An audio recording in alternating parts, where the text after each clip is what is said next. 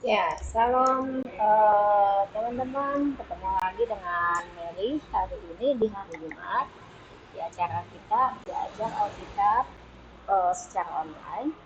Hari ini kita masuk ke bahan topik Jehovah Rohi. Ini masih dalam satu bagian dari seri mengenal Allah yang hebat. Sebelumnya dua Jumat yang lalu kita membahas tentang Jehovah eh satu minggu Jumat sebelumnya kita membahas Jehovah sama. Hari ini Jumat ini adalah Jehovah Rohi. Kemudian Jumat depan kita akan membahas Jehovah Nisi, gitu ya. Oke, sebelumnya kita akan berdoa. Bapak yang Maha Baik, terima kasih buat segala kebaikan dan kemurahan-Mu memberkati saya. Berkati teman-teman yang kita mau belajar bareng, biarkan Roh Kudus menolong kita semua, baik saya juga teman-teman Bapak Ibu yang mendengarkan, biarkan Roh Kudus yang menolong kami dimanapun kami berada, dan kami boleh mengerti dan memahami, dan kami boleh mendapat kekuatan, dan kami makin percaya dan melangkah di dalam kebenaran firman Tuhan, atas kasih Tuhan yang luar biasa dalam kehidupan kami. Terima kasih Bapak, terima kasih Tuhan, terima kasih Roh Kudus. Ampuni juga kesalahan kami. Haleluya, amin. Oke, saya mau ucapkan selamat datang dulu buat teman-teman yang baru ikutan. Jadi topik ini saya ambil dari sumber bahannya dari buku kebenaran kerajaan sungguh hebat yang diterbitkan oleh Yayasan Lembaga Literatur Indonesia, FIHOM Indonesia, juga dari sebagian data dari buku jelajah Alkitab studi dari Kejadian sampai Wahyu, juga dengan Google searching ya, dengan materi bahan-bahan lainnya yang membantu kita dapat memahami tentang topik yang mau kita bahas hari ini. Adapun hari ini kita akan membahasnya Jehovah Rohi. Nah,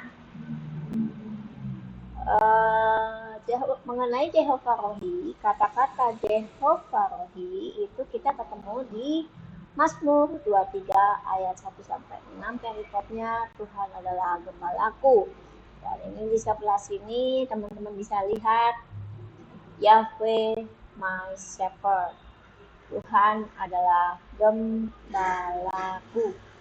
Jadi dibacanya bahasa Ibraninya Rohi, cuma ini ada koma, dibaca hak jadi Rohi, Yahweh, Yahweh, Yahweh Rohi, Yahweh. Oke, nah di dalam Mazmur Daud yang ditulis di Mazmur 23 ayat 1 sampai 6, Raja Daud menggambarkan tentang Tuhan adalah gembalaku. Tuhan itu membuat Raja Daud tidak berkekurangan. Kita bisa baca ya. Terus Daud juga menyatakan bahwa gembala Tuhan itu telah membaringkannya di padang yang berumput hijau. Kalau dia gembala, biasanya konteks secara aktualnya adalah domba-domba, dan domba-domba itu sangat bersuka cita ya ketika berada di rumput yang hijau. Lalu dibimbing ke air yang tenang, ya kan? Tidak menakutkan, gitu ya, tidak bergelombang, gitu ya. Ia menyegarkan jiwaku. Kita bisa minum dari air itu, dan gembala itu juga menuntun Raja Daud di jalan yang benar oleh karena namanya. Jadi Tuhan sebagai gembala, dia membawa kita kepada tempat yang hijau, tempat yang menyenangkan, air yang tenang, bukan air yang bergolak, tapi juga jalan yang benar. Sungguh menenangkan pikiran, menyegarkan, dan kita akan menikmatinya. Dan dikatakan, sekalipun aku berjalan dalam lembah kekelaman, sekalipun ketika Raja Daud berjalan dalam lembah kekelaman, termasuk saya dan teman-teman Bapak Ibu, ketika kita ada di satu periode atau satu masa, kita dalam suasana lembah kekelaman itu, kita tidak takut bahaya. Aku tidak takut bahaya, kata Raja Daud, sebab engkau besertaku, gadamu dan tongkatmu ini, dia bilang, gadamu dan tongkatmu, itulah yang menghibur aku. Kekuatan tangan Tuhan, ya, Tuhan yang memelihara menjaga kita. Engkau menyediakan hidangan bagiku di hadapan lawanku. Jadi di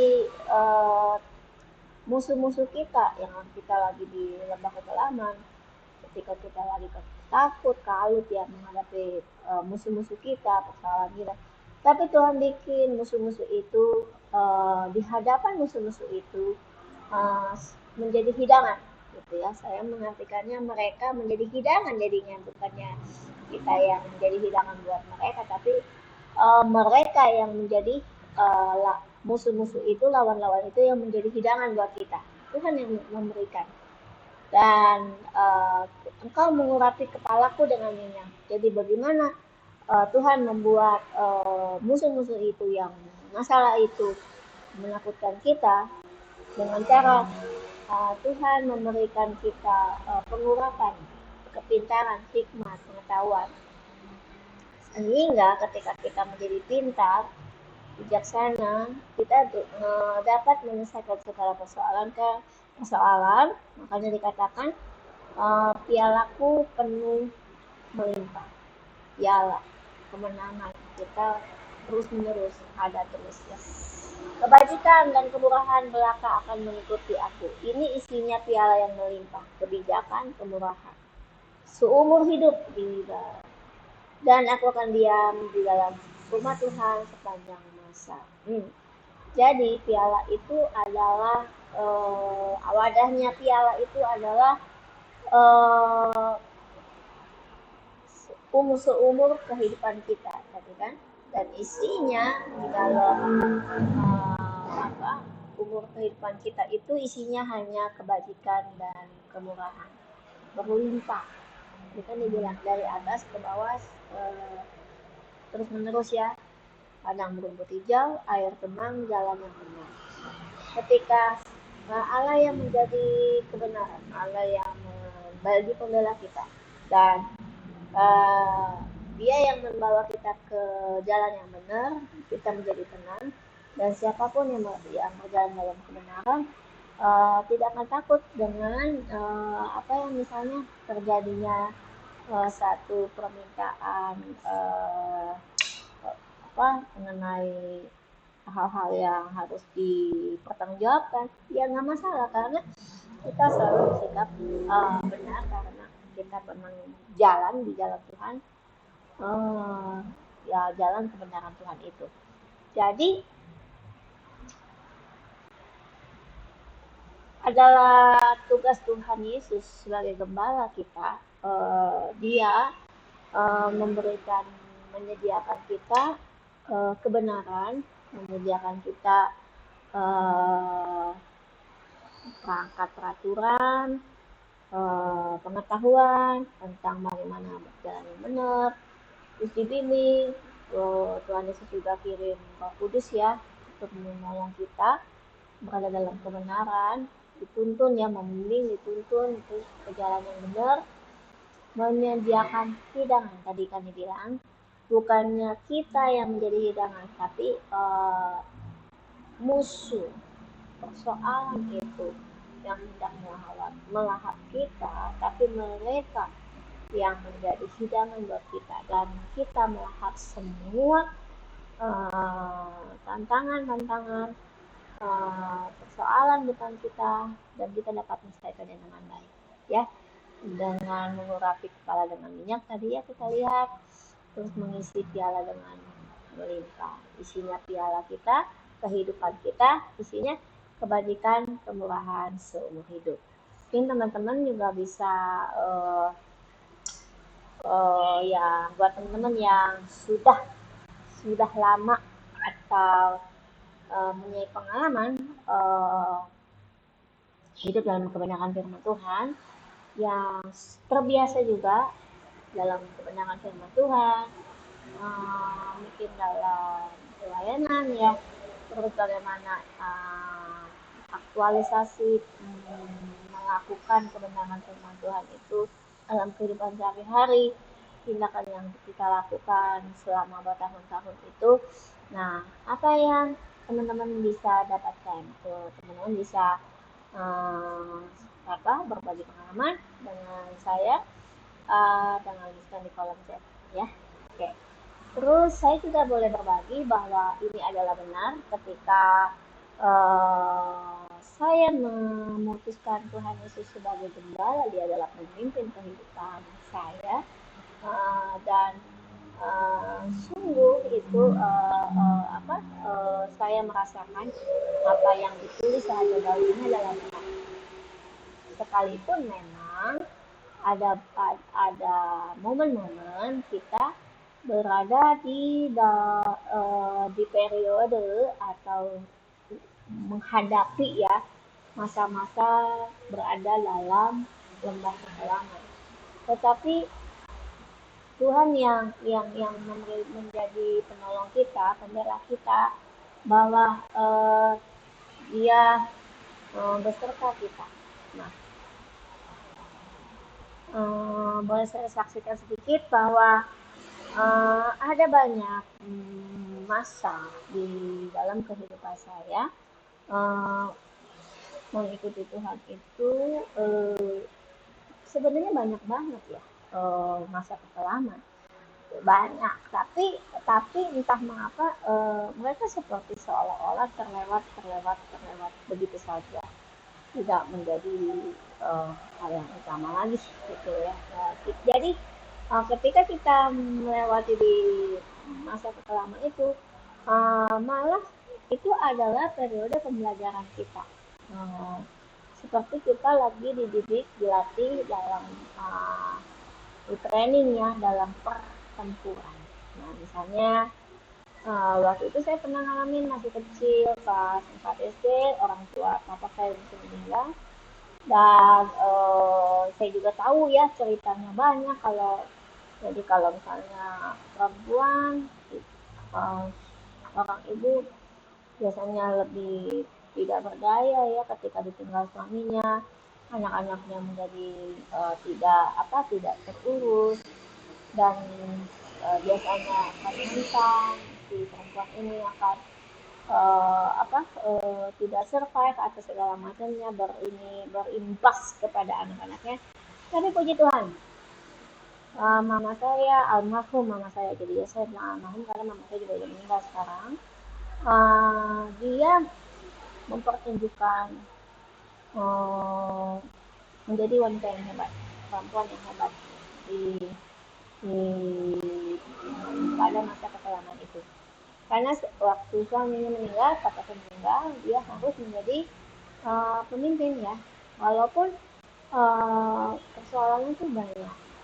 Dia harus menghidupi kami, anak-anaknya yang 4 orang, dan semuanya itu masih sekolah ya. Terus bagaimana dia juga harus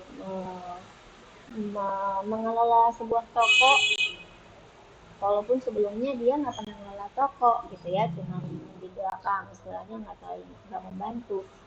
Tapi ketika suami meninggal, dia langsung mengelola toko itu, belajar segera, dan dia menjadi tangguh. Mungkin juga saya rasa kurang tidur kali ya, dia bekerja keras, dia sangat bergumul, dan saya percaya almarhum saya orang yang suka berdoa, dan ketika dia bergumul juga dia mendoakan kami juga, dan puji Tuhan kami bisa melewatinya, dan semua anak-anaknya puji Tuhan juga tidak ada yang menyusahkan, istilahnya semua dalam pemeliharaan Tuhan. Dan anak-anaknya juga berhasil ya untuk dalam studinya, dan masing-masing menikah.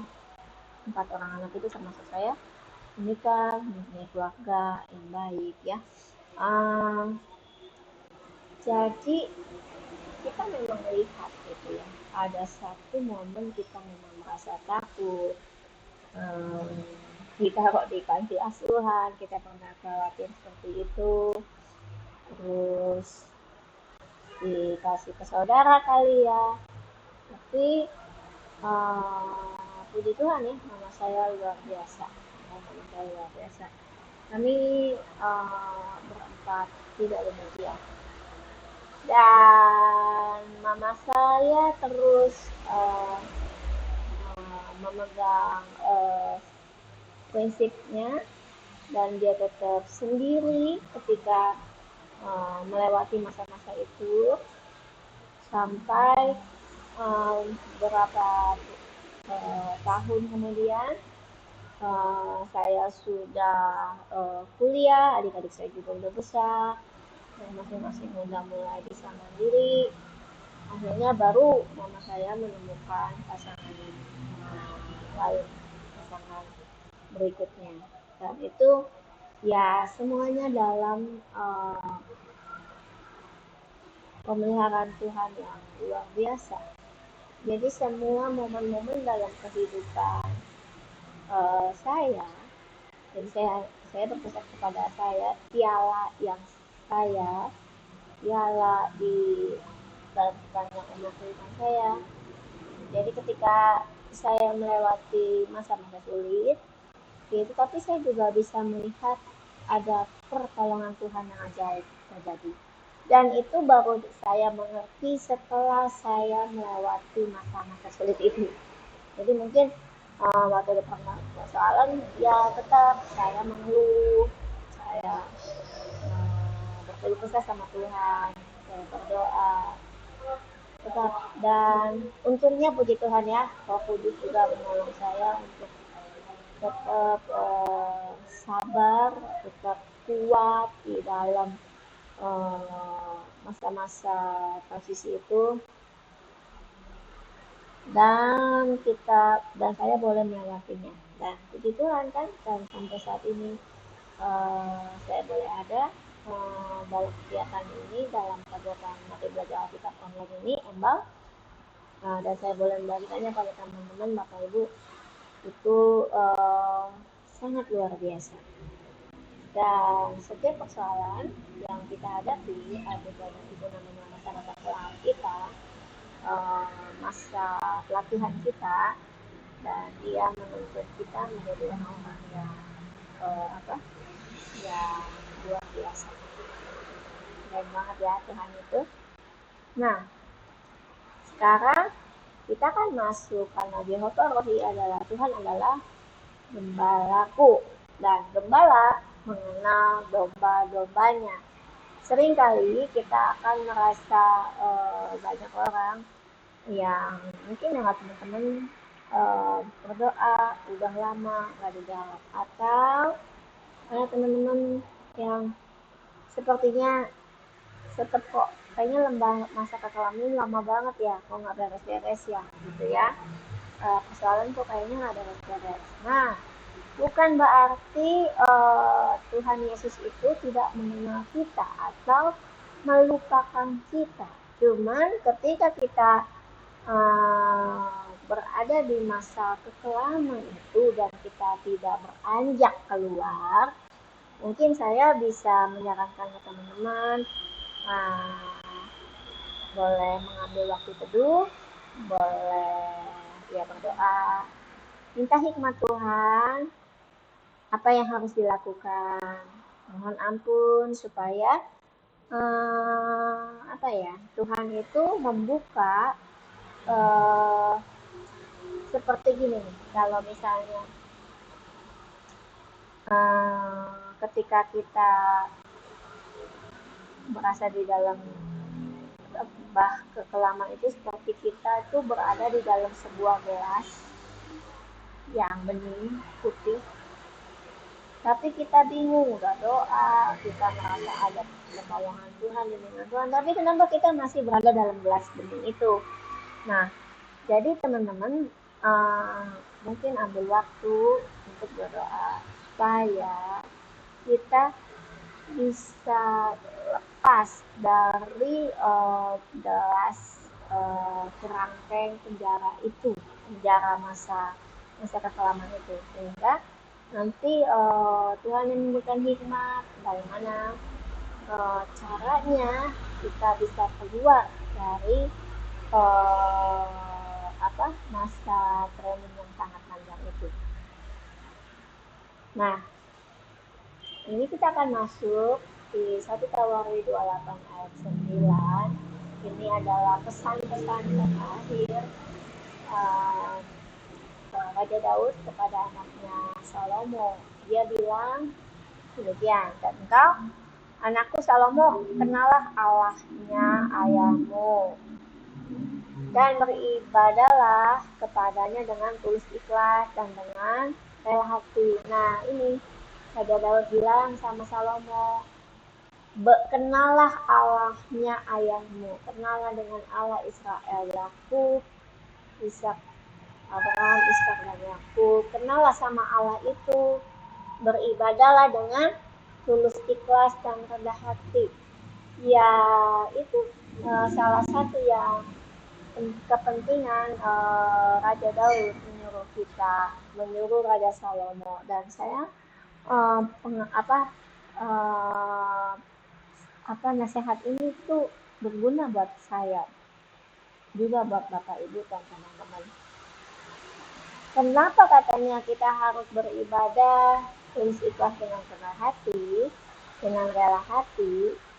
Karena Tuhan menyelidiki segala hati dan mengerti segala niat dan cita-cita. Wah, luar biasa ya. Tuhan menyelidiki segala hati dan mengerti segala niat dan cita-cita. Hati, yang apa yang ada di hati kita sebenarnya, yang kita mau, ya. Rencangan apa yang ada di dalam hati kita, apa yang kita rasakan, niat sama cita-cita. Lalu dibilang, ini saya kasihkan ya, jika engkau mencari dia, maka ia bakalan ditemui olehmu. Jadi ketika kita beribadah dengan tulus ikhlas, rela hati ya, maka Tuhan itu mau datang bertemu dengan kita, ya, berkenan bertemu. Tetapi ini saya kasih warna merah. Jika engkau meninggalkan dia, maka ia akan membuang engkau untuk selama-lamanya. Ini sangat mengerikan ya, ketika Tuhan nggak mau lagi ditemui gitu loh. Tapi buat teman-teman yang saat ini mungkin dirimu merasa berada di lembah kekelaman yang sangat panjang, berdoalah. Tuhan bukan sedang membuang kamu, tapi ada komunikasi yang belum kamu dengar, kamu abaikan, sehingga dia tetap menunggu kamu meresponnya. Kita mau berdoa. Bapa yang Maha Baik, terima kasih. Tolong teman-teman yang mendengarkan khotbah ini, yang mendengarkan pelajaran ini, bila ada teman-teman saat ini yang berada di dalam lembah kekelaman yang panjang, di dalam nama Tuhan Yesus, biar kasih Tuhan, kesabaran, iman, pengharapan yang dari Tuhan boleh turun buat teman-teman dan boleh melangkah menemukan jalan keluar, menyelesaikan pelatihan yang dari Tuhan. Terima kasih Tuhan karena kesabaran-Mu. Terima kasih Tuhan atas kebaikan. Haleluya. Amin. Nah, lalu dilanjutkan juga di Matius 7 ayat 23. Ini di perjanjian baru. Ini saya menulisnya ini untuk memberi penegasan bahwa kalau kita meninggalkan dia, nggak mau beribadah lagi sama dia, maka Allah akan membuang kita untuk selama-lamanya. Pada waktu itulah, aku akan berterus terang kepada mereka dan berkata, Aku tidak pernah mengenal kamu, nyala daripadaku, kamu sekalian pembuat kejahatan. Nah, ini yang Tuhan Yesus katakan ya, kalau ada pada hari terakhir mungkin orang-orang akan datang, Tuhan, aku kan udah melakukan banyak kegiatan ibadah ya. Tuhan, aku udah melakukan banyak kegiatan pelayanan, menolong si ini, si A, si B, si C, si D gitu ya. Ini aku Tuhan gitu ya. Tapi sayang banget kan kalau Tuhan bilang, aku tidak pernah mengenal kamu, sangat menakutkan kalau Tuhan mengatakan ini kepada kita ya. Nah, lalu di Matius 7 ayat 9 dan 10, buat orang-orang, teman-teman yang masih bersemangat, buat saya juga untuk yang tetap bersemangat beribadah pada Allah dengan tulus ikhlas dan rela hati. Nah, Tuhan Yesus bilang gini, maka kata Yesus, sekali lagi aku berkata kepadamu, sesungguhnya akulah pintu ke domba-domba itu. Akulah pintu, barang siapa masuk melalui aku, ia akan selamat dan ia akan masuk dan keluar dan menemukan padang rumput. Amin, Tuhan. Apa ini maksud akulah pintu? Nah, akulah pintu. Akulah Tuhan Yesus, firman Allah yang menjadi manusia. Itu ada di Yohanes 1. Pada mulanya firman bersama-sama dengan Allah, ada satu masa dia turun ke bumi ini dan menjadi manusia. Nah, jadi ketika bagaimana supaya kita dapat beribadah kepada Allah kita dengan benar, bagaimana kita masuk dalam kategori beribadah dengan hati yang tulus, ikhlas dan rela hati, ya tentu saja harus kembali kepada firman Tuhan, Alkitab yang kita baca. Kita akan tahu dan dia akan mengkoreksi kita.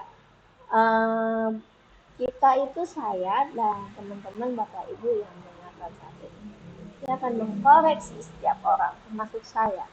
Apakah masing-masing kita telah beribadah dengan kepada Allah dengan tulus ikhlas juga rela hati.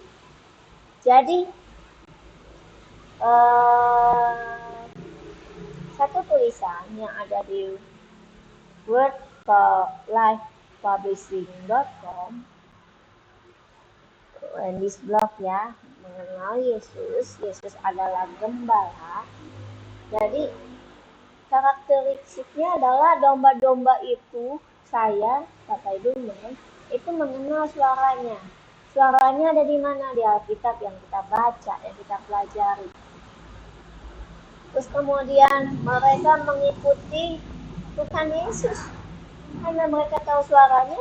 Kita Tuhan itu, kita tahu, kita yakin, kita percaya bahwa itu adalah kebenaran. Nah, kita akan mengikuti suaranya, tadi mendengar suaranya, mengikuti perintahnya, instruksinya. Dan di dalam perjalanan kita mengikuti kebenaran firman Tuhan, ketika kita belajar, kita juga akan menemukan banyak sekali yang namanya filosofi dunia atau anggapan-anggapan, pengalaman, teori-teori pengalaman orang-orang dunia ini. Tapi kita tidak mau mendengarkan hal itu. Kita mau adalah mendengar kebenaran firman Tuhan, pengetahuan yang dari Tuhan. Mereka dibebaskan dari orang-orang yang asing, orang-orang yang lain gitu ya, yang tidak mereka kenal, membawa ajaran-ajaran lain. Dan mereka, kita semua akan mengenal Yesus secara intim, dekat. Seperti persahabatan, persaudaraan, kakak adik gitu ya, yang anak-anak kecil yang mulai main bersama, kemudian tumbuh bersama, mereka besar bersama, tidak ada marah di hati mereka. Mereka dengan mudah bicara, ketika mereka juga mengatakan kapan mereka menyukai sesuatu, kapan mereka tidak menyukai sesuatu, mereka akan mengatakan itu dengan bebas, dengan tanpa hambatan. Dan mereka juga tidak saling memperalat, mereka tidak membuat satu kegiatan-kegiatan yang istilahnya mau merugikan saudaranya, tidak. Bahkan mereka saling mendukung supaya saudaranya itu akan bahagia dan dia menjadi bahagia. Itu yang kita lakukan. Tetapi di dunia di luar kebenaran firman Tuhan, mereka juga punya teori tentang persaudaraan. Dan tapi kepentingan mereka terutama adalah kepentingan diri sendiri. Aku senang dulu, aku terpenuhi dulu, baru orang lain. Sehingga tidak heran ada orang-orang yang merasa diperalat, dijadikan, digunakan, dipergunakan. Ya, jadi itu yang rasanya enggak enak gitu ya. Nah, sangat berbeda banget apa yang diajarkan Tuhan Yesus, saling memberi, saling memperhatikan orang lain, lalu akan saling ketika orang lain itu merasa bahagia, sama-sama maju dan dia merasa bahagia, dan mereka juga orang lain itu juga berlakukan sama kepada kita, sama seperti kehidupan jemaat mula-mula yang ada di Kisah Para Rasul. Itu model kehidupannya sangat menyenangkan. Nah, gembala itu karena dia mengenal domba-dombanya dan domba-domba mengenal gembalanya. Kenapa? Apa yang dikenal? Sebagai apa yang domba-domba kenali dari gembalanya? Yaitu ajarannya, bimbingannya, bagaimana seharusnya, ya. Ini seperti Tuhan Yesus yang berjalan di depan, kita mengekor di belakangnya. Dan satu kali domba-domba harus melewati satu tebing yang seperti ini. Lihat ya, teman-teman. Ini dombanya gendut-gendut tapi bisa lompat loh, luar biasa. Satu ketika gembala akan menyuruh kita melompat dan kita akan melompat. Hari ini gambar kambing nih, ada tanduknya ya kayaknya. Dia suka menjilat, tapi beda ya, ini saya salah ngambil. Oke. Nah, di Yesaya 53 ayat 6, kenapa mungkin teman-teman, dan itu juga menjadi pertanyaan, kenapa Tuhan Yesus harus membimbing, mengajar, mendidik, dan memimpin kita? Karena kita pada awalnya, latar belakang kita tuh seperti domba yang sesat. Yesaya 53 ayat 6 bilang begitu. Kita seperti orang yang memang udah terlalu jauh, nggak tahu firman Tuhan lagi. Kebenaran firman Tuhan itu dari waktu diturunin ketika nenek moyang kita, engkong kita tuh, si Adam dan Hawa itu bergaul dengan Allah di taman di Eden. Lalu ratusan tahun, ribuan tahun sampai kepada kita. Nah, pengajaran kebenaran yang dari Tuhan itu terkikis. Dan kita adalah mengenal Tuhan dari hasil apa yang orang tua kita ajarkan. Jadi tidak mengherankan ya, bahwa kebenaran firman Tuhan itu memang cenderungnya akan semakin tidak terdengar, tidak kelihatan, dan tidak diketahui karena minimnya warisan dari orang tua kita, bagaimana orang tua kita mengajar kita. Tapi puji Tuhan buat para orang tua yang sungguh-sungguh hidup dalam Tuhan, dan dia punya, dan dalam pelayanan punya tulus ikhlas ya tadi ya, tulus hati. Mereka mempelajari firman Tuhan dan mereka membagikannya itu kepada kita. Dan buat teman-teman yang punya pengalaman, aduh papa saya, mama saya dulu tidak mengajarkan banyak, it's okay. Kita bergabung dalam kegiatan gereja, bacalah firman Tuhan, ikutlah sering fellowship ya, atau dengar khotbah seperti ini, belajar Alkitab bersama. Nah, kita akan tahu, akan dapat lagi kebenaran-kebenaran ya firman Allah yang berbicara, yang kita nggak dapat dari orang tua kita. Dan justru kita tidak bisa juga menyalahkan, kita jadi gini karena papa mama kita nggak bisa bilang begitu. Yang benar adalah mereka papa mama kita, orang tua kita sudah melakukan bagiannya sebisa yang mereka lakukan. Karena papa mama kita juga hasil dari papa mama mereka sebelumnya. Lalu supaya anak-anak ini, saya, bapak ibu dan teman-teman, hidup di dalam kebenaran firman yang benar, dan kita nggak mau lagi dengan pengetahuan yang sangat ini, kita harus berubah. Kita harus menolong diri kita sendiri, kemudian kita menolong orang tua kita juga untuk memberitahukan, ini loh ada yang kurang gitu loh. Ini sistem ini sebenarnya sama ya, ketika kita berada di dalam sebuah pesawat, lalu pesawatnya terbang dengan kondisi oksigen yang tipis, kita mungkin akan merasa sesak nafas, kemudian masker oksigen akan turun. Siapa yang akan menolong? Apakah kita akan ingin pramugari menolong kita memasakkan itu? Tidak mungkin. Di dalam keadaan itu, semua orang yang mampu, yang tahu, udah bisa, harus segera melakukan antisipasi, menolong dirinya sendiri dengan masker oksigen yang turun. Sama seperti itu, kalau kita merasa atau sekarang ada adik-adik kecil yang mendengar video ini, jika kita pengen hidup dalam kebenaran firman Tuhan, saya harus berubah, harus udah melewati medan tempur, istilahnya bukan medan tempur, medan pembelajaran training. Nah, bagaimana caranya tadi? Ibadah, tulus hati, tulus ikhlas ya tadi.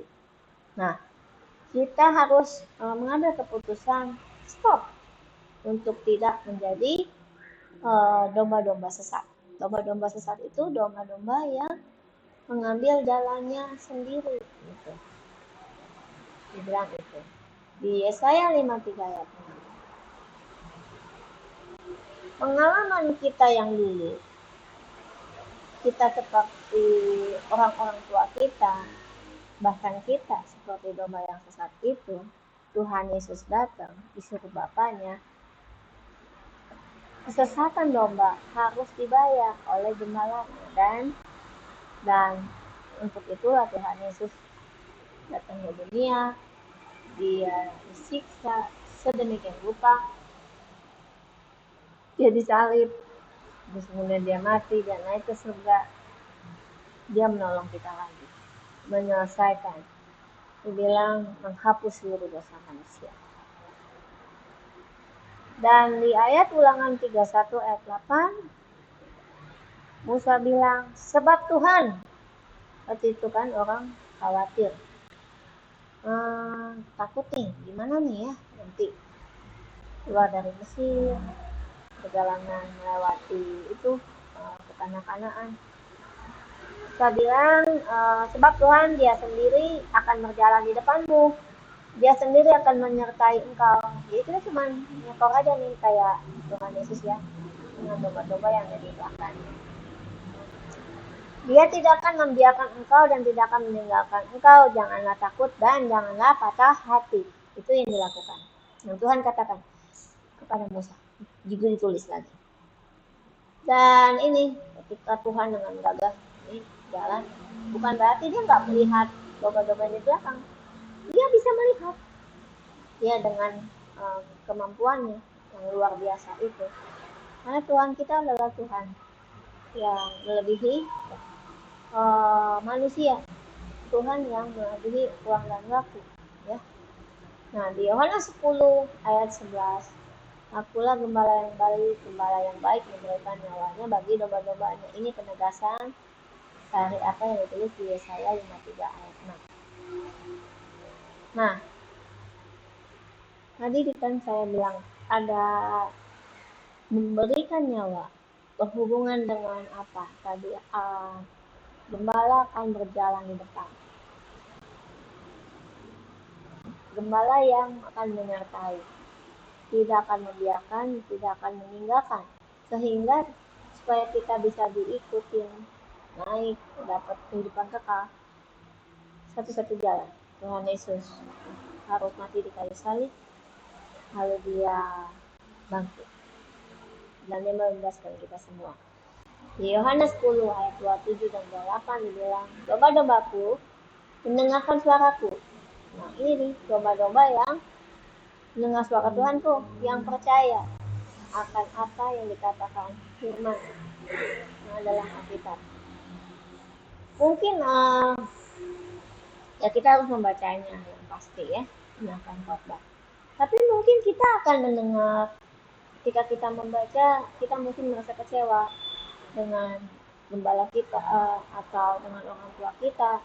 Kita mungkin akan merasa kecewa dengan teman pelayanan kita, atau kita akan merasa kecewa dengan pimpinan yang ada di pelayanan kita, atau pasangan kita. Tapi tidak masalah. Tuhan bilang kita harus kembali. Domba-dombaku mendengarkan suaraku. Bukan suara itu, suara sumbang dibilang ya, bukan itu. Jadi kita dengar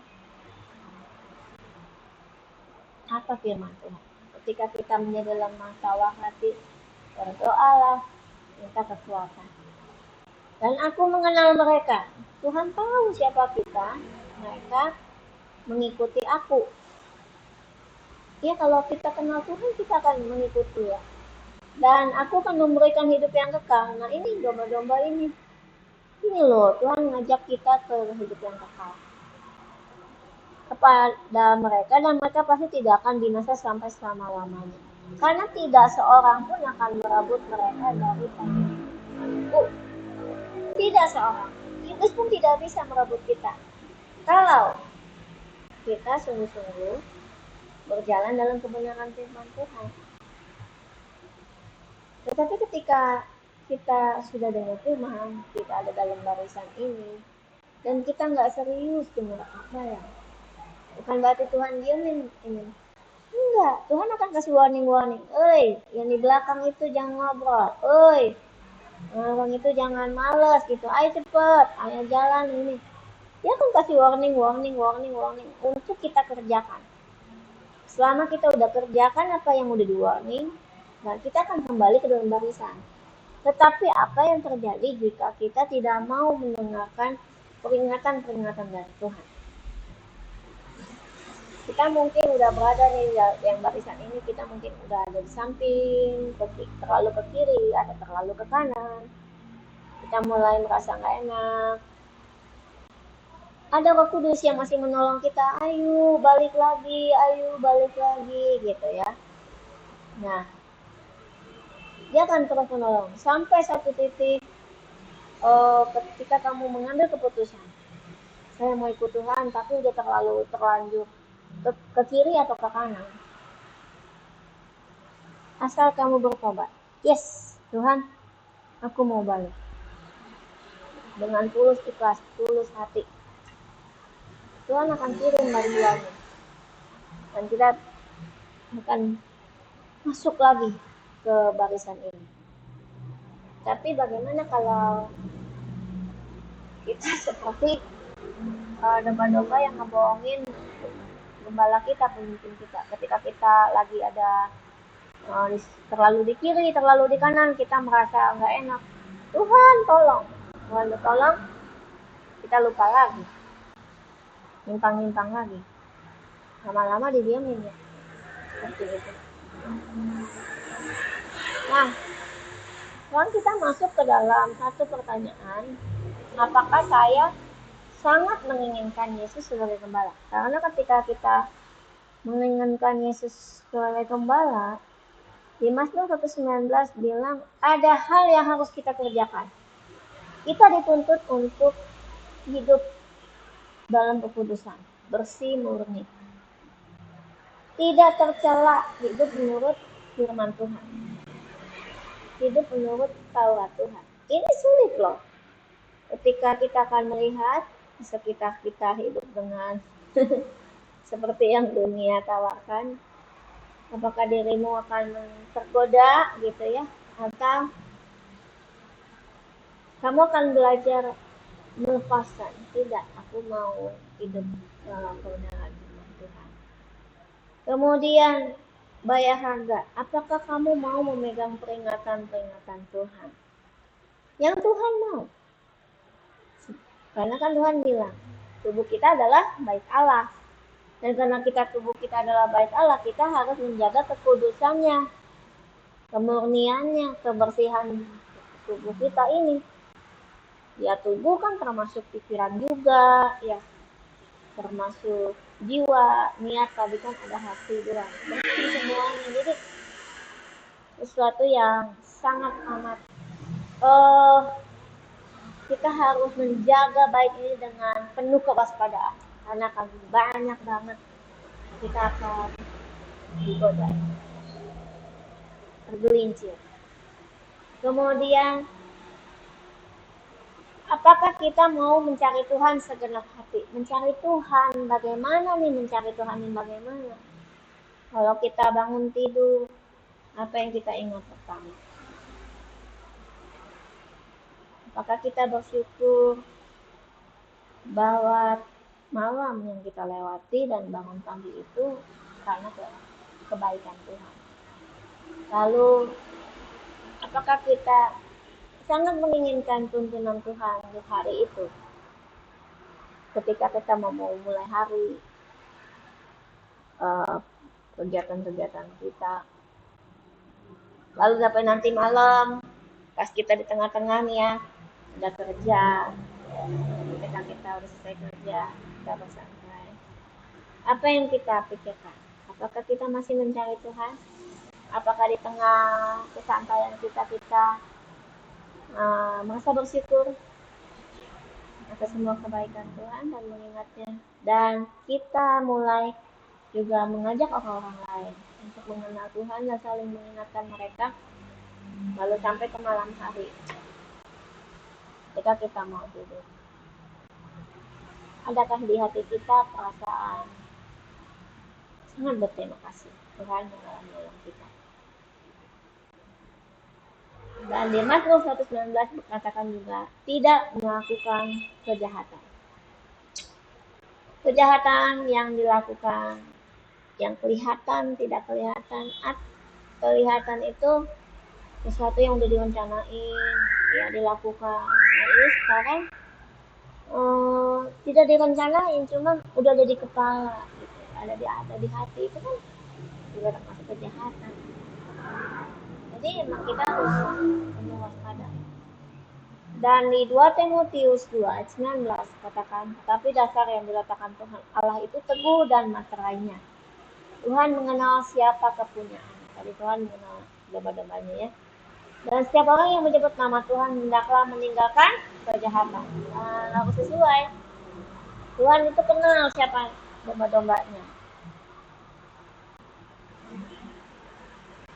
Dan ketika kita sudah mengaku bahwa saya anak Tuhan, saya anggota kerajaan Allah, kita mendeklarasikan kebenaran firman Tuhan, saya mau hidup di atas firman, kita harus meninggalkan kejahatan. Kita nggak bisa lagi seperti orang yang berjalan di 2 tempat, satu kaki di daratan, satu kaki di air berlumpur. Nggak bisa, harus yang benar.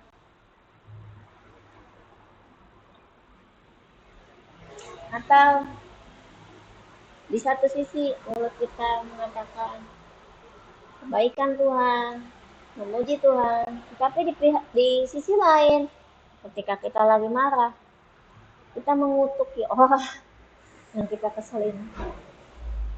Tidak mungkin seperti itu. Sangat tidak mungkin. Jadi, apakah saya sangat menginginkan Yesus sebagai gembala? Dan ini saya tulis, I was a little late. Saya memang sedikit terlambat. To be your first, mengenalmu, membuatmu yang menjadi yang utama. Aku memang sedikit terlambat. But saya pengen banget all of my last to be with you. Tetapi untuk semua keinginan saya yang terakhir adalah berada bersamamu. Apakah kita benar-benar menginginkan Tuhan? Jadi kita akan merasa sangat sukacita berada dalam kebaikan Tuhan yang ajaib itu. Seperti itu. Dan itu bayarannya mahal. Tapi saya yakin waktu Tuhan Yesus berada di tubuh manusia, dia bisa melakukannya. Dia memberikan contoh dan teladan. Sama seperti kita, saya, Bapak, Ibu, dan Ibu, yang sudah melakukannya bertahun-tahun. Sulit, tapi kita bisa melakukannya. Ada Roh Kudus yang menolong kita. Tuhan Yesus bilang, dia tidak akan meninggalkan kita. Dia akan selalu menyertai kita. Sekali-kali dia tidak akan pernah meninggalkan kita. Yang kita hanya perlu jaga hati kita, jiwa kita, pikiran kita, ini kemana? Badan kita, ini kemana? Gak biasa ya. Nah, jika saya dan teman-teman, Bapak Ibu benar-benar pengen Yesus jadi gembala kita, ada satu hal lagi berikutnya. Tuhan Yesus mau kita meneruskan pekerjaannya. Tuhan Yesus menjadi gembala. Dan kita harus menjadi gembala-gembala kecilnya Tuhan, nolongin teman-teman kita, orang sekitar kita, pasangan kita, anak-anak kita, atau orang-orang yang bekerja bersama kita, di tim kita, untuk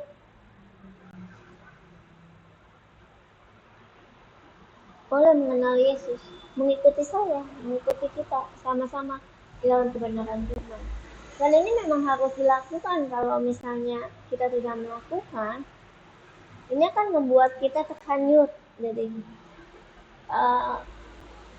tadi saya bilang di awal, kita harus selalu berada dalam kewaspadaan yang sangat tinggi.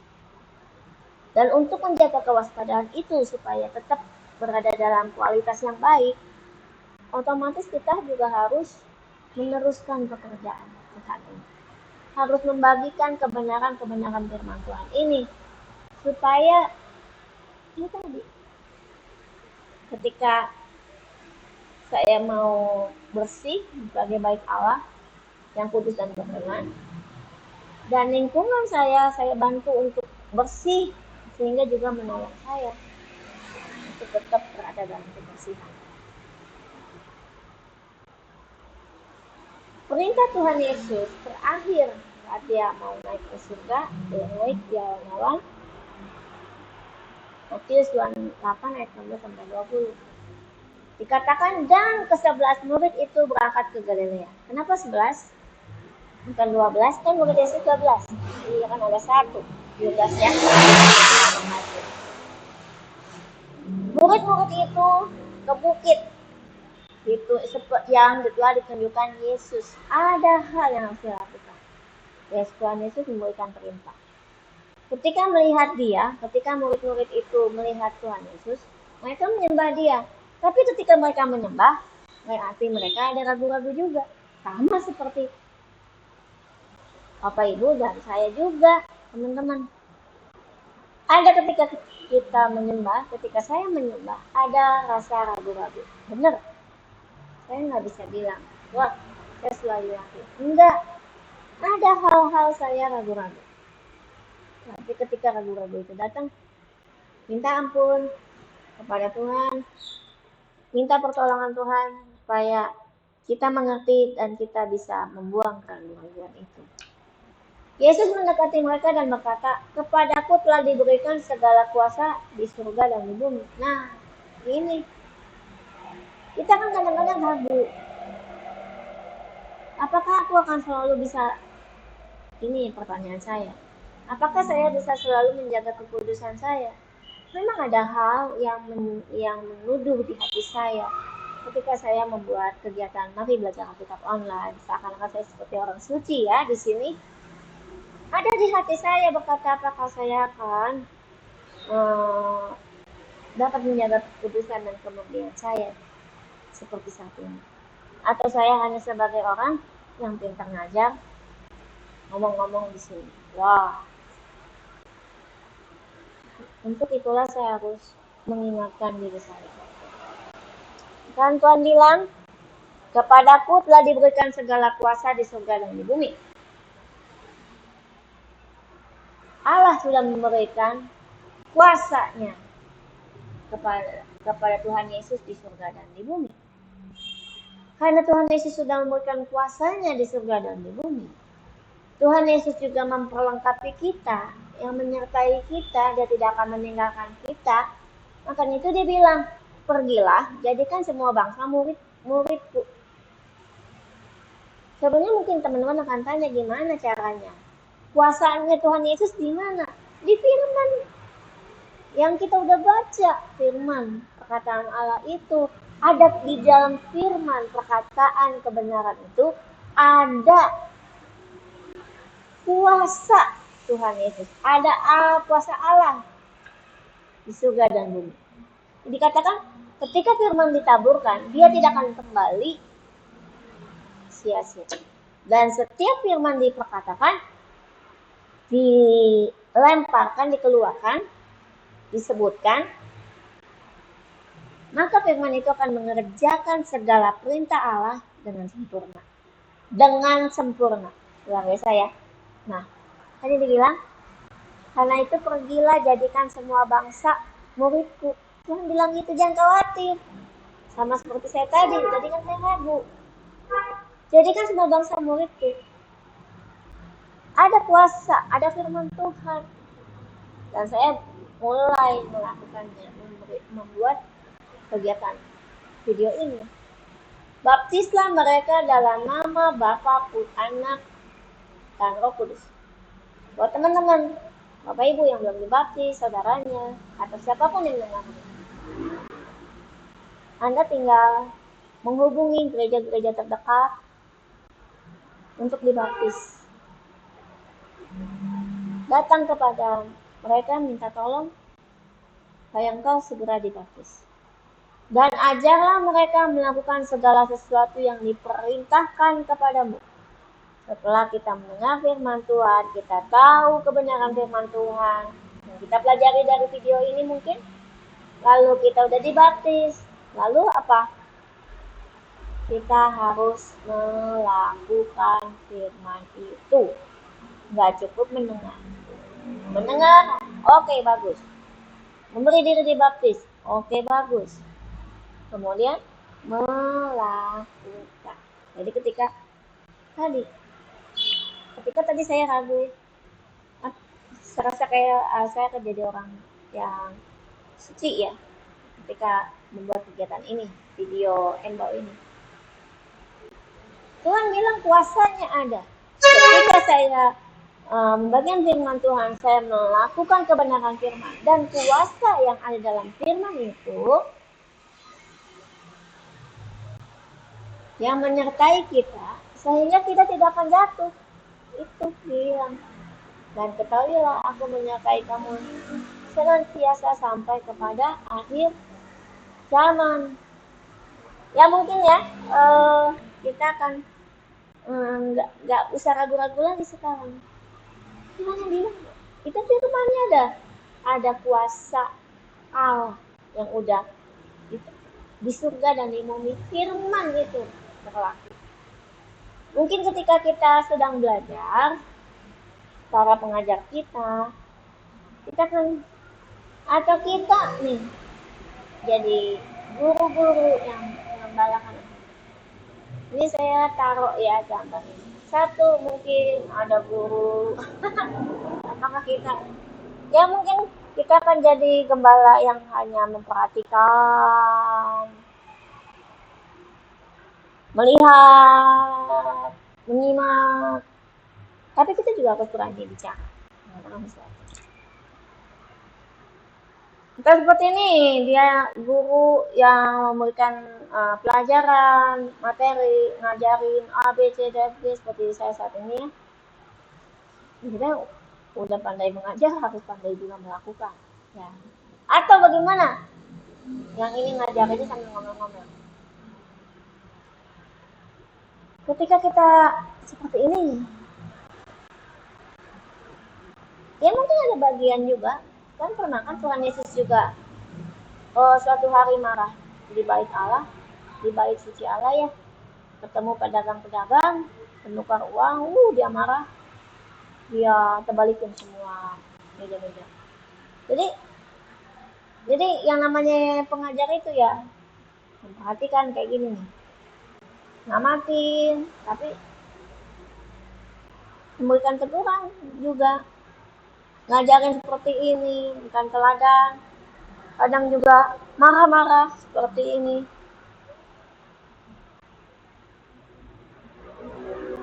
Ada 3 hal yang Tuhan suruh. Penting, jadikan semua bangsa menjadi murid-murid Tuhan.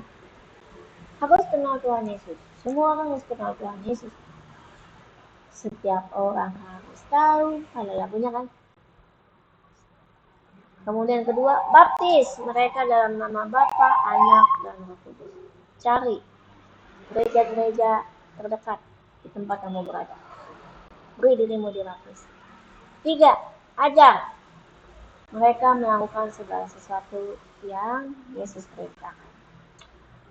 Nah, Yesus itu luar biasa ya. Yehova Rohi. Dan Yesus adalah gembala. Gembala punya tugas pemimpin, tapi dia juga memberikan teladannya. Dan ternyata tugas gembala itu harus dikerjakan. Oh, ternyata ini ada satu hal rencananya. Jadi visi misi rencana sebagai gembala. Ini saya cuma bukan contoh. Untuk Tuhan Yesus ya sebagai gembala gereja, saya menemukan visinya setiap orang itu harus memiliki hidup yang kekal. Di Yohanes 3 ayat 16. Visinya Tuhan Yesus dari Bapa kan, setiap orang harus memiliki hidup yang kekal karena begitu besar kasih Allah, ya kan, di Yohanes 3 ayat 16. Misinya Tuhan Yesus itu menjadi pintu buat semua orang menuju kepada kehidupan yang kekal. Di Yohanes 10 ayat 1 sampai 21, teman-teman bisa baca. Tuhan Yesus itu gembala, pokok anggur. Dia adalah pintu semua orang gembala untuk menuju ke hidup yang kekal. Caranya, rencananya pertama, dia harus datang ke dunia. Bapak kirim Tuhan. Bapak kirim firman yang dalam bentuk manusia itu Tuhan Yesus ke dunia sebagai bayi manusia yang lemah gak berdaya. Kita dengar kan, tahu Tuhan Yesus lahir waktu mamanya dalam tanda kutip si Maria itu tiba-tiba mengandung dari Roh Kudus. Lalu dia harus berjalan ya dari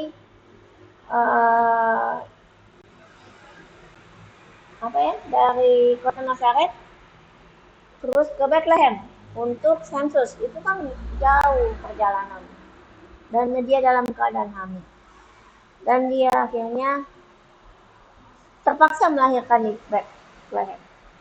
Makanya Yesus lahir di Bethlehem. Papa mamanya orang Nazaret kan, Mali. Kemudian pas baru lahir ada kejadian Anak-anak umur 2 tahun, bayi 2 tahun, Raja Herodes ketemu kedatangan orang Majus. Ada raja, yang mana bayinya? Karena nggak ketemu, semua anak-anak bayi yang umur 2 tahun ke bawah dimatiin. Banyak kesulitan yang dihadapi. Bayi Yesus waktu itu, papa mamanya Maria dan Yosef.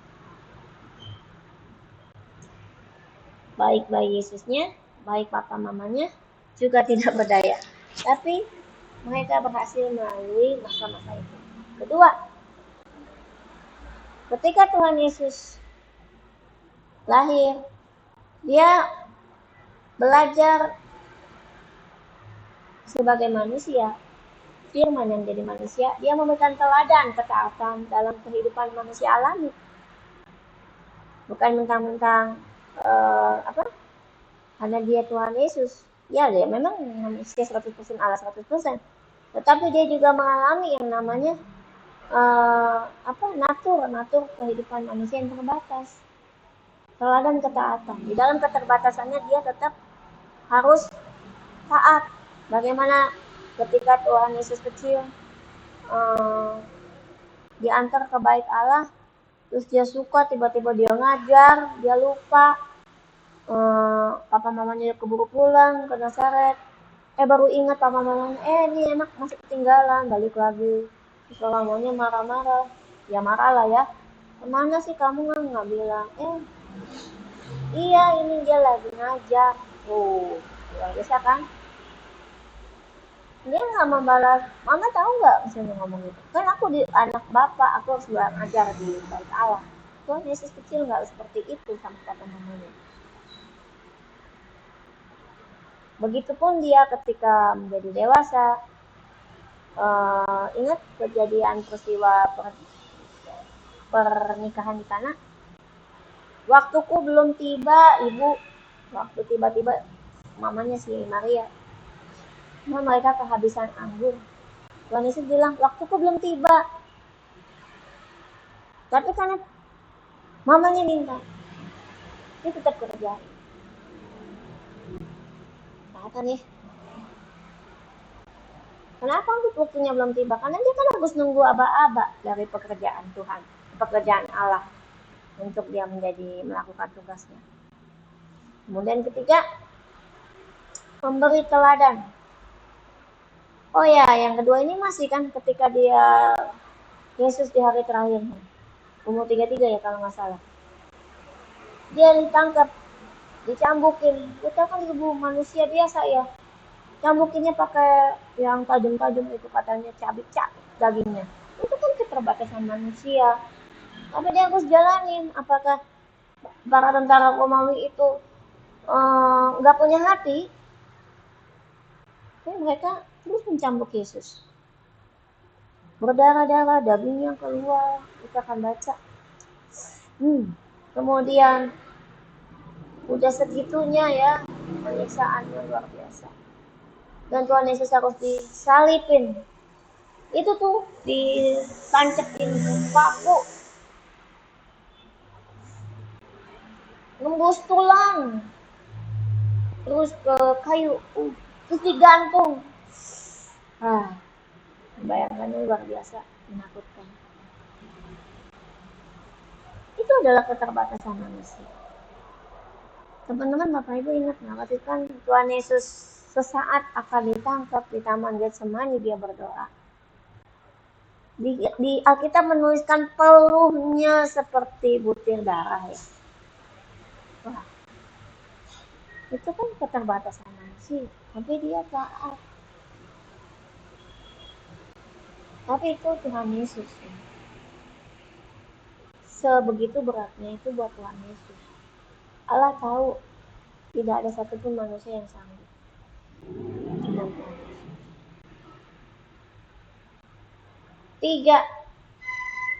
Memberi teladan dan melayani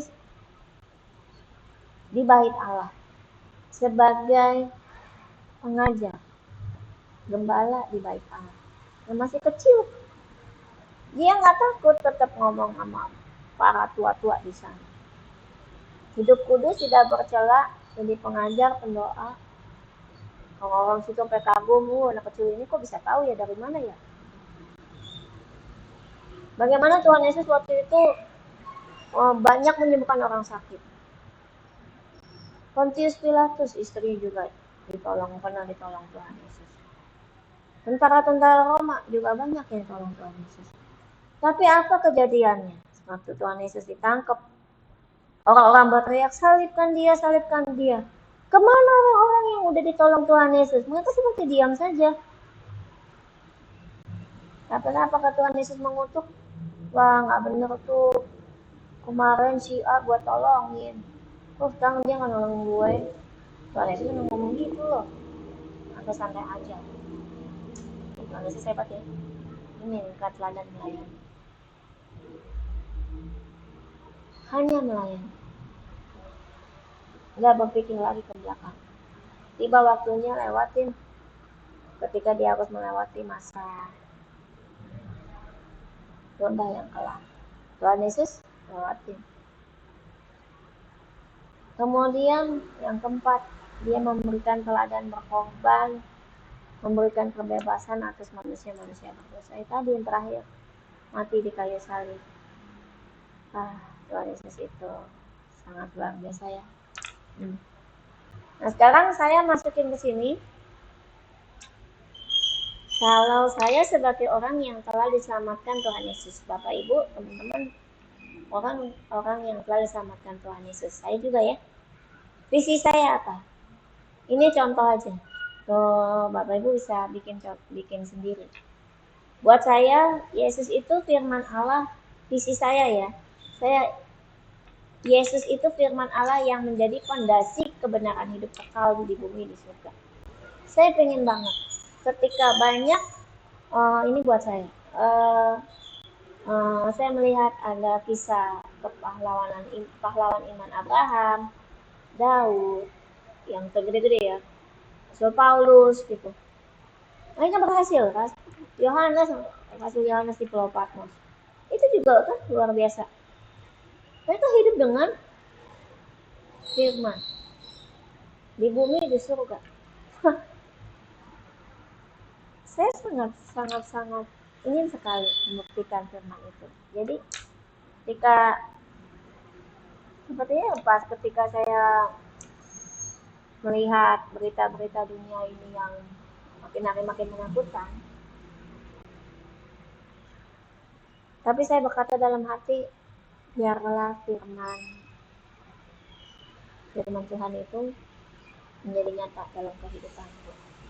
Dan tadi kan Tuhan akan menyertaimu sepanjang masa. Dia tidak akan meninggalkanmu.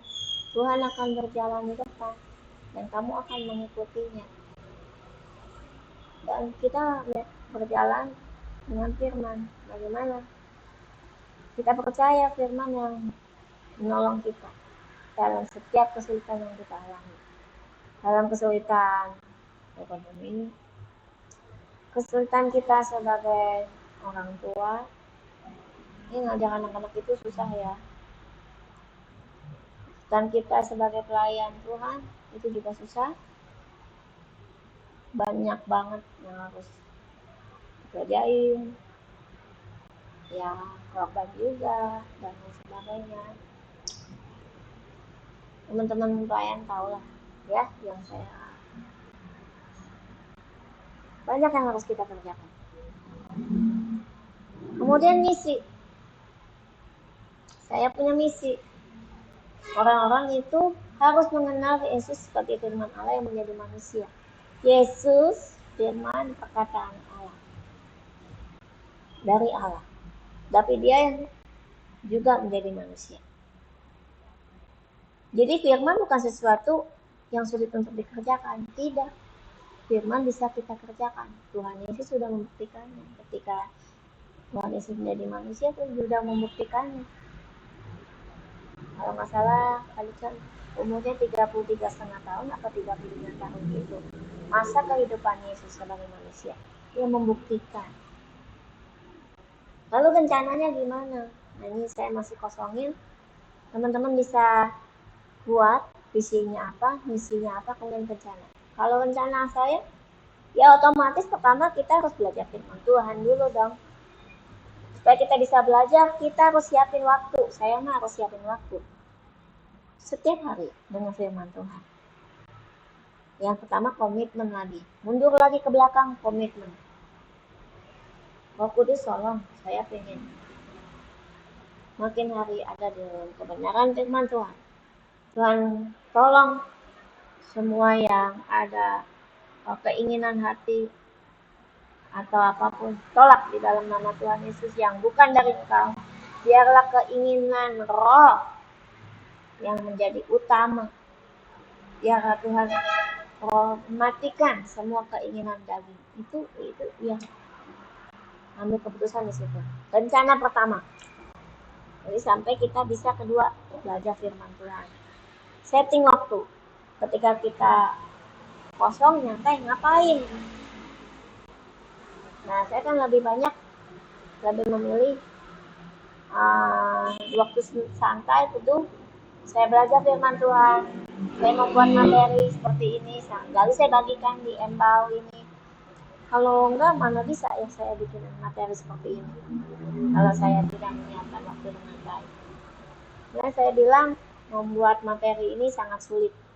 Ya, harus banyak pemikiran dan banyak waktu, berhari-hari. Ya. Terus mengamati kehidupan, ya, rencana selanjutnya. Aktif dalam pelayanan itu membantu kita loh untuk tetap dalam kewaspadaan, berada di dalam kebenaran firman Tuhan.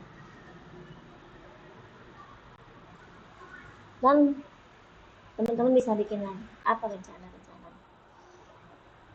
Luar biasa ya Tuhan itu. Kita sampai pada terakhir. Ini adalah summary ya yang sudah kita pelajari bersama. Dari yang minggu kemarin, Jumat lalu, Yehova sama, Tuhan pun hadir. Bagaimana Tuhan kita pengen Tuhan Yesus hadir di hidup kita, di keluarga kita. Ada sistem dan ada komunitas. Kalau ngomong sistem, Tuhan itu perjanjian, ada di Embau 62. Komunitas itu adalah Allah yang Maha Pengasih dengan kasihnya, atau ada di Embau 63. Kita akan teman-teman bisa balik lagi ke pembelajaran Embau 63. Kemudian kita pernah baca juga sebelumnya Allah Maha Kuasa. Kenapa Tuhan begitu bisa luar biasa Tuhan? Anda membuktikan Yesus 100% Allah, 100% manusia 100%. Ketenangan Yesus. Kalau Yesus ini tenang karena dia Allah dan manusia 100%, bagaimana dengan kita? Ketika kita berada dalam firman, kita akan melewati masa-masa lembah kekelaman dengan tenang seperti Yesus ini. Lalu kita belajar tentang Bapa, Putra, dan Roh Kudus.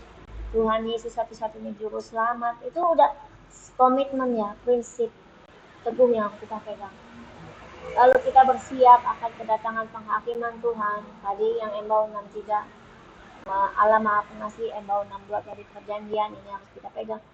Dan kita harus sadar, semua yang ada di bumi ini, ciptaannya, surga juga, segala isinya juga ciptaannya. Terakhir, kesimpulan. Apa yang kita dapat dari Yehova Rohi? Tuhan adalah gembalaku. Gembala itu mengenal, membimbing, mengajar, mendidik, dan memimpin domba-dombanya. Itu yang Tuhan Yesus sedang kerjakan pada kita. Tuhan Yesus membawa visinya, misinya untuk menyelesaikan semua rencana Allah, bukan rencana dia, rencana Yesus, bukan. Tuhan Yesus membawa visi misi Allah untuk menyelesaikan semua rencana Allah. Dan terakhir, Tuhan Yesus mau setiap domba-dombanya, saya, teman-teman, juga Bapak Ibu sekarang yang mendengarkan, meneruskan pekerjaannya, mengembala. Minimal mengembalakan dirimu sendiri, mengembala. Ya, saya mengembalakan diri saya sendiri. Minimal itu.